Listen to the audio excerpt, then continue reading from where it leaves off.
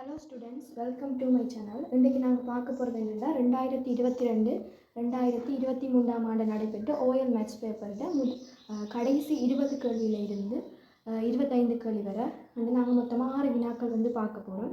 அதில் 20வது வினாவில் என்ன சொல்லி இருக்கணுமெண்டா உங்களுக்கு 20வது கேள்வி முதலாம் உறுப்பு சயனாலாகவும் 2ஆம் உறுப்பு 16ஆகவும் உள்ள ஒரு பெருக்கல் விருத்தியும் 13ஆம் உறுப்பை சயனாலின் ஒரு வலுவாக எழுதுவது சொல்லியிருக்கிறேன். இந்த கேள்வி எப்படி செய்கிறேன்னா அவை முதலாம் உறுப்பு கண்டுபிடிக்கணும். அதாவது ஏ சமன் சயனாலு நீங்கள் போடலாம், அல்லது சயனாலு முதலாம் உறுப்பு. அடுத்தது 2ஆம் உறுப்பு 16. ஓகே, இவ்வளவு தான் தந்திருக்கணும். அவை உங்களை கேட்ட கேள்வி 13ஆம் உறுப்பு, அதாவது டி 13 கேட்கணும்.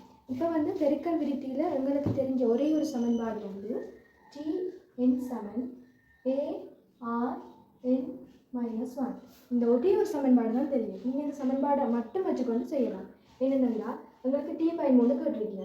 அப்போ நாங்கள் போடுவோம் வேண்டாம். ஏக்கு பதிலாக சைனால போடலாம். அடுத்தது ஆறுக்கு பதிலாக என்ன செய்வோம் மட்டும் பார்ப்போம். அதே நேரம் எண்ணுக்கு பதிலாக 13 போடலாம். சரிதானே? உங்களுக்கு இதில் தெரியாமல் இருக்கிற ஒரே கணியமா அது அதாவது பொது விகிதம் அதையும் காணலாம். என்னென்னா 2ஆம் உறுப்பின் கீழ் முதலாம் உறுப்பு, 2ஆம் உறுப்பு 16, முதலாம் உறுப்பு சயனாலு. அப்போ இதை பிரித்து வர விட எப்படி இருக்குமெண்டா ஆர் சமன் சயனாலாக இருக்க போகுது. வெவ்வேறு குறிகள் பெருக்கப்பட்டாலோ பிரிப்பட்டாலோ வர்ற விடைக்கு முன்னுக்கு மைனஸ் வரும். ஒரே குறிகள் பெருக்கப்பட்டாலோ பிரிப்பட்டாலோ வர்ற விடைக்கு முன்னுக்கு ப்ளஸ் வரும். போடலாம், போடாமல் விடலாம். ஓகே, நீ நாங்கள் பிரதிவிட போகிறோம்.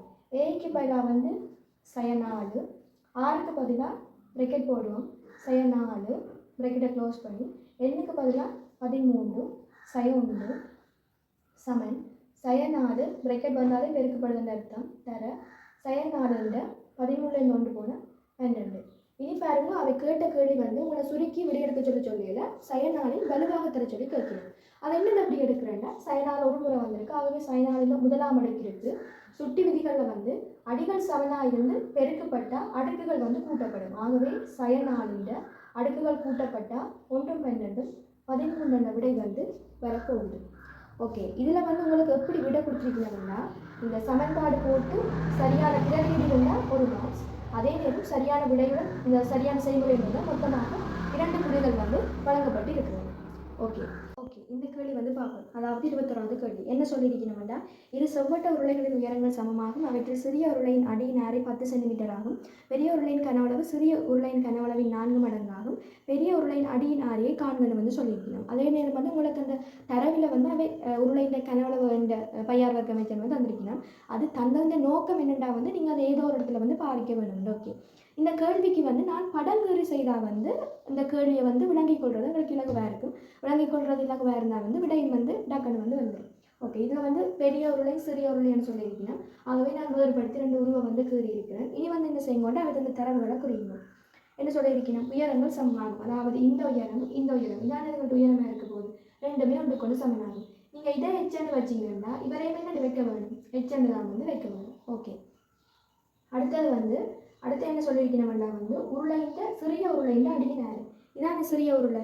இதன் அடியின் ஆரை 10 சென்டிமீட்டரா. ஆகவே அடியின் ஆரை 10 சென்டிமீட்டராக வைக்கும். ஓகே, அடுத்தது என்ன சொல்லியிருக்கணும்னா பெரிய உருளையின் கனவளவு சிறிய உருளையின் கனவளவின் 4 மடங்காகும். அப்போ என்ன செய்ய போறீங்கன்னா ஒரு வசனமாக எழுதுவோம். அது ஷோர்ட்டாக எழுதலாம். பெரிய உருளையின் கனவளவு சமன் 4 மடங்கு, மன்னிக்கவும் நான் கீழே எழுதுறேன், பெரிய உருளையின் கனவளவு சமன் 4 மடங்கு சிறிய உருளையின் கனவளவு. அவை தந்தது பெரிய உருளையின் கனவளவு 4 மடங்கு சிறிய உருளையின் கனவளவுக்கு சமன் உண்டு. ஆகவே அவை தந்த வசனத்தை நாங்கள் ஒரு சமன்பாடாக போட்டோம். அப்படி போட்டால் தான் உங்களுக்கு இதில் இருக்கிறது எல்லாம் பிறவிட்டு உங்களுக்கு வேண்டிய விட வரப்போகுது. உங்களை கேட்ட கேள்வி என்னென்னா இந்த பெரிய உருளையின் ஆறு இது உங்களுக்கு தெரியாதானே, ஒரு தெரியா கணியமாக வைக்கணும். நீங்கள் எப்படி வைக்கலாம் நான் இதை 6 வைக்கிறேன். இனி பிரதிடுவோம். பெரிய உருளையின் கனவளவு உருளையின் கனவளவு அவை தந்திருக்கணும் என்னென்னா பையார் வர்க்க மேட்ச். ஆகவே நீங்கள் பிரதிடுவோம். பை இந்த பைக்கு பதிலாக நீங்கள் 22 போட தேவை. ஏன்னா இஞ்சாலையும் வருது சமன்பாடு அங்காலையும் வருது. ஆகவே வெட்டுப்பட்டுரும். நீங்கள் போட்டாலும் ஒரு பிரச்சனையும் இல்லை.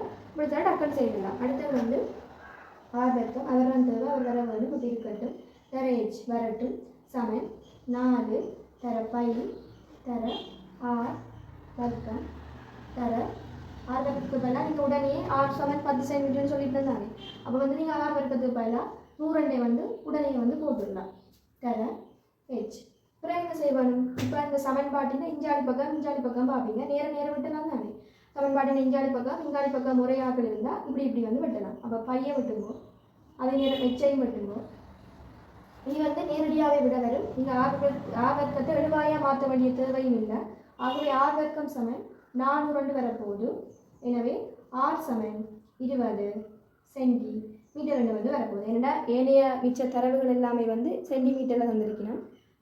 சிறிய உருளையின் ஆரை வந்து சென்டிமீட்டரில் தந்திருக்கணும். ஆகவே இது வந்து என்னத்தில் வரப்போகுது சென்டிமீட்டர் தான் வந்து வரப்போகுது. ஓகே, அடுத்த விஷயம் என்னென்னா நான் ஆன்லைன் கிளாஸ் வந்து கண்டக்ட் பண்ணுவேன். உங்களுக்கு ஏற்ற ஃபீஸ்லேயே நான் கண்டக்ட் பண்ணுவேன். உங்களுக்கு நான் படிப்பிக்கிறது விளங்கிச்சேன்னா நீங்கள் எனக்கு என்னோட கண்டக்ட் பண்ணலாம். எனக்கு ஒரு மெசேஜ் பண்ணி விட்டீங்கன்னா ஓகே, யூடியூப்பில் கமெண்ட்ஸ் போட்டிங்கன்னா சரி, நான் ஃபர்தர் இன்ஃபர்மேஷன் உங்களுக்கு தருவேன். அதுக்கப்புறம் நீங்கள் படிக்கலாம். என்ன பாடமோ என்னோட கேட்டு படிச்சுங்க. ஓகே ஸ்டூடெண்ட்ஸ், நாங்கள் வந்து இப்போ 22வது கேள்வி வந்து பார்க்க போகிறோம். அந்த கேள்வியில் என்ன சொல்லியிருக்கணும்னா வந்து புள்ளி 2,1 செல்லும் வெட்டத்துண்டு 5 ஆக உள்ள ஒரு நேர்கோட்டின் சமன்பாட்டை வடிவம் y சமன் mx அகசியில் வந்து எழுதுகண்டு வந்து சொல்லி கேட்டிருக்கணும். எங்களுக்கு தெரியும் எப்போவுமே நாங்கள் நேர்கோட்டின் அந்த வடிவம் வந்து நேர்கோட்டின் சமன்பாடு வடிவம் வந்து இந்த ஒரு பேட்டர்னில் தான் வந்து கொடுக்குறோம். நாங்கள் இதில் வந்து பார்த்தீங்கன்னா நாங்கள் வந்து y-க்கும் x-க்கும் பதிலாக வந்து எந்த ஒரு இலக்கத்தையும் பிரதிடுறோம். நாங்கள் எழுத போகிற சமன்பாடில் வந்து y-யும் x-ம் வந்து அப்படியே இருக்க போது நாங்கள் வந்து m-க்கு பதிலாகவும் c-க்கு பதிலாக தான் வந்து நாங்கள் கண்டுபிடிச்சதை வந்து போட்டு பிரதிகிட்டு கொடுத்துக்கிட்டா சரி. ஓகே, இந்த கேள்வியில் வந்து அவை வெளிப்படையாக வந்து வெட்டுத்துண்டு வந்து 5 தந்திருக்கணும். ஆகவே வந்து வெட்டுத்துண்டு 5 வந்து இந்த c-க்கு பதிலாக வந்து 5 கொள்ளாமே c வெட்டுத்துண்டு m படித்தேன். ஆகவே c-க்கு பதிலாக 5 போட்டால் அப்படி ஒரு சமன்பாடு வந்து வரப்போகுது. அடுத்து என்ன சொல்லியிருக்கணும்னா வந்து இந்த நேர்கோடு வந்து 2,1 என்ற புள்ளிக்கூடாக வந்து செல்லுதான். எங்களுக்கு தெரியும் ஒரு நேர்கோடு வந்து இந்த 2,1 என்ற ஒரு புள்ளிக்குள்ளால சென்றா வந்து அந்த புள்ளியில் இருக்கிற ஆள்கூறுகளை வந்து நான் இந்த சமன்பாட்டில் கொண்டு போய் வந்து பிரதியிடலாம். ஓகே தானே. இதில் வந்து முதலாவதாக இருக்கிற ஆள்கூறு வந்து எக்ஸ் ஆள்கூறு, அடுத்து ரெண்டாவதாக இருக்கிற ஆள்கூறு வந்து y ஆகுது. இனி வந்து நாங்கள் என்ன செய்ய போகிறோம்னா y-க்கும் x-க்கும் பதிலாக வந்து பிரதிவிட்டு பார்ப்போம் என்ன செய்யலாம். வந்து y-க்கு பதிலாக உண்டு mx-ல் வந்து m-ம் x-ம் பெருக்கப்படுது. ஆகவே m தர x-க்கு பதிலாக வந்து 2 சக 5. இனி என்ன செய்ய போறீங்கன்னா இந்த சமன்பாடை பாருங்க. m மட்டும்தானே என்ன ஒட்டே ஒரு தெரியா கணியம். அப்போ ஒரு சமன்பாட்டில் ஒரு தெரியா கணியம் இருந்தால் நாங்கள் அவரை கட்டாயமாக வந்து காணலாம். சரிதானே. என்னென்னா இப்போ m வேணுமெண்டா வந்து m தனியே இருக்க வேணும். m தனியே இருக்க வேணுமெண்டா வந்து m-ஓட இருக்கிற ஆக்களை வந்து ஒவ்வொரு ஆக்களாக வந்து இல்லாமல் செய்யணும். இதில் பாருங்க சய 5 தான் வந்து உடனே இல்லாமல் செய்யணும். என்னோட தனியை வந்து குறும்பா அங்கால கூட்டுப்பட்டு வந்து இருப்பேன். அப்போ கூட்டுப்படுறாங்க சமன்பாடு இங்கால வந்து கழிப்படும். ஏற்கனவே 1 தான் இருந்தால் அப்போ 1ல் இருந்து தான் வந்து கழிப்பட போகுது. சமன் m தர 2 1லேருந்து 5 போனால் சய 4, அதாவது சின்னாலேருந்து பெரிய ஆள் போனால் சய 2 வந்து போட்டு 5லேருந்து 1 கழிச்சுட்டு 4 போடுவோம். அடுத்தது m தர 2 m மட்டும் போடுங்க. அவன் பெருக்கு பெற 2 சமன்பாடு இங்கால வந்து பிரிப்படும். ஆகவே m சமன் சய 2 விட வந்து வரப்போகுது. ஓகே, இப்போ உங்களுக்கு m சமன் சய 2 விட வந்து இருக்குது. அதே நேரம் c சமன் 5ன்னு தெரியும். இனி வந்து நீங்கள் என்ன செய்யணும், இந்த சமன்பாட்டில் வந்து m-க்கு பதிலாக சய 2யும் c-க்கு பதிலாக 5ஐயும் கொடுத்து விட்டாலே சரி, உங்களுக்கு கேட்ட கேள்விக்குரிய விட வந்து வந்துடும். ஆகவே y சமன் சய 2x சக 5 தான் வந்து இதுக்குரிய விடையாக வந்து இருக்க போகுது. ஓகே ஸ்டூடெண்ட்ஸ், நாங்கள் இப்போ அடுத்த கேள்வி வந்து பார்ப்போம். ஓகே, இதில் வந்து வர்க்கமூலம் 3 சக வர்க்கமூலம் 12 பெருமானத்தை காண்கன்னு வந்து கேட்டிருக்கீங்க. இது என்னென்னு காண்றேன்டா, இப்போ வர்க்கமூலம் 3 இருக்குது. அதே மாதிரி இந்த வர்க்கமூலம் 12க்குள்ளேயும் வர்க்கமூலம் 3 இருக்குது. அது என்னென்னு பார்ப்போம். இப்படி நாங்கள் வர்க்கமூலத்துக்குள்ள 12 எழுதணும்னா 3 தர 4 எழுதுவோம். இந்த 3 தர 4ல் வந்து உள்ளுக்கு வர்க்கமூலம் 3 இருக்குது தான். ஆகவே வந்து இதுக்குள்ளேயும் வந்து வர்க்கமூலம் 3 இருக்குது. நாங்கள் வந்து வர்க்கமூலம் 3 தர 4 போடுவோம். அதுக்கு பிறகு பார்த்தீங்கன்னா இதுலேயும் ஒரு வர்க்கமூலம் 3 இருக்குது, இதுலேயும் ஒரு வர்க்கமூலம் 3 இருக்குது. இதை வந்து நாங்கள் வெளியில் எடுத்துருவோம். எடுத்த பிறகு வர்க்கமூலம் 3க்குள்ள இருந்து வர்க்கமூலம் 3 வெளியில் எடுத்தால் 1 வரப்போகுது. சக வர்க்கமூலம் 3 தர 4க்குள்ள இருந்து வர்க்கமூலம் 3 வெளியில் எடுத்தோம்னா மிச்சமாக இருக்கிற வர்க்கமூலம் 4 வரப்போகுது. ஓகே, இனி வந்து வர்க்கமூலம் 3 பிராக்கெட் 1 சக வர்க்கமூலம் 4க்கு பதிலாக என்ன விட வரும்னா 2. இனி 2 மட்டும் 3 வர்க்கமூலம் 3 தர 3 இது ரெண்டையும் என்ன செய்வோம்னா பெருக்குவோம். அதுக்கு முதல்ல உங்களுக்கு என்ன தெரிஞ்சிருக்க வேணுமெண்டா வர்க்கமூலம் 3 அண்ணளவு பெருமானம் 1.7. அதே நேரம் உங்களுக்கு சிலதுகள்கிட்ட தெரியும் வர்க்கமூலம் 2 1.4. இப்படியானதுகள் தெரிஞ்சிருந்தா எக்ஸாம்பிள் இப்படி செய்கிறது உங்களுக்கு ஈஸியாக இருக்கும். வர்க்கமூலம் 3க்கு பதிலாக 1.7 தர 3. இதுக்கு என்ன விட வருமெண்டா 5.1. ஆகவே 5லும் கூடியதாகும். இந்த விட தான் இந்த கேள்விக்கு பொருத்தமாக இருக்கும். ஓகே, இந்த கேள்வி 24வது கேள்வி 2 மெத்தடில் செய்யலாம்.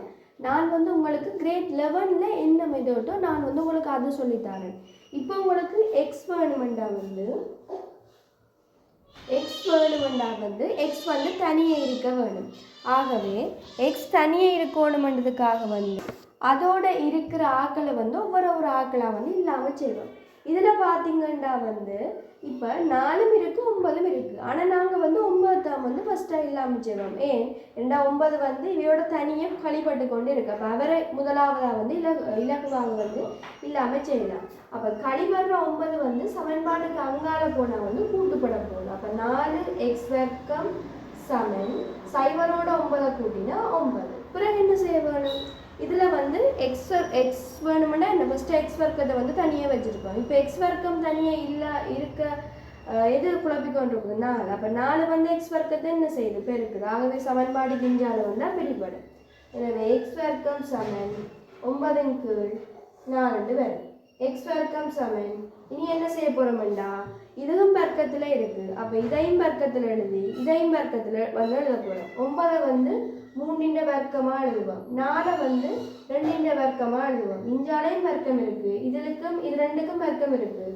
அப்போ எல்லா வர்க்கத்தையும் இல்லாமல் செய்தோம்டா இதில் எங்களுக்கு எக்ஸ் சமன் +ஓ -3 கீழ் 10 விட வரப்போகுது. எக்ஸ் சமன் +ஓ -3 கீழ் 10 விட வரும். இங்கே 3 கீழ் 10 சுருக்கி எக்ஸ் சமன் +ஓ -1.5 விடையை கொடுக்கலாம். ஓகே தானே? அடுத்த இப்போ நாங்கள் என்ன பார்க்க போகிறோம்டா 25வது கேள்வி பார்க்க போகிறோம். இந்த கேள்வியில் ஏபி சமன் 10 சென்டிமீட்டரும் சியானது ஏபியின் நடுப்புள்ளியும் ஆகும். சியிலிருந்து 5 சென்டிமீட்டர் தூரத்திலும் ஏ பி ஆகியவற்றிலிருந்து சம தூரங்களிலும் இருக்கும் ஒரு புள்ளி பியின் அமைவை காண வேண்டி உள்ளது. ஒரு அரைவட்டத்தை கொண்டுள்ள ஒரு பூரணமற்ற பெருமடி படம் உருவில் தரப்பட்டுள்ளது. ஒழுக்குகள் பற்றிய அறிவை பயன்படுத்தி புள்ளி பியின் அமைவை காணும் விதத்தை காட்டுமாறு அப்பெரும்படி படத்தை பூரணப்படுத்துகிறார். இதில் அவை என்ன ஒன்று சொல்லியிருக்கணும் என்றால் சியில இருந்து 5 சென்டிமீட்டர் தூரத்திலும் என்று சொல்லியிருக்கணும். எங்களுக்கு தெரியும் ஒரு புள்ளியில இருந்து ஒரு சம தூரத்தில் அசைகிற புள்ளியின் ஒழுக்கு அரைவட்டம். அவை அந்த அரைவட்டத்தின் முழுவட்டம். இந்த முழுவட்டத்தின் அரைவாசியாக தந்திருக்கணும். இந்த அமைப்பு ஏற்கனவே அதை செய்திருக்கணும். அடுத்தது என்னென்னா ஏ பி ஆகியவற்றிலிருந்து சம தூரங்களில் இருக்கும் ஒரு புள்ளி ஏ பி என்றா இந்த புள்ளியிலிருந்தும் சமதூரம் அமைக்கிற புள்ளி எதன்னு கேட்டால் என்ன செய்யணும்? பட்டாரியை இதில் வச்சு இதில் ஒரு வெட்டு, இதில் வச்சு இதில் ஒரு வெட்டு. நீங்கள் விரும்பினா கீழையும் கீழலாம். பிறகு இந்த 2 கோடையும் இணைச்சிங்கன்னா இந்த அரைவட்டமும் இந்த கோடும் எங்கே சந்திக்கிறோ அதைத்தான் பி என்று சொல்லுவோம். ஓகே, இதான் உங்களுக்குரிய கேள்வி விடை. ஓகே.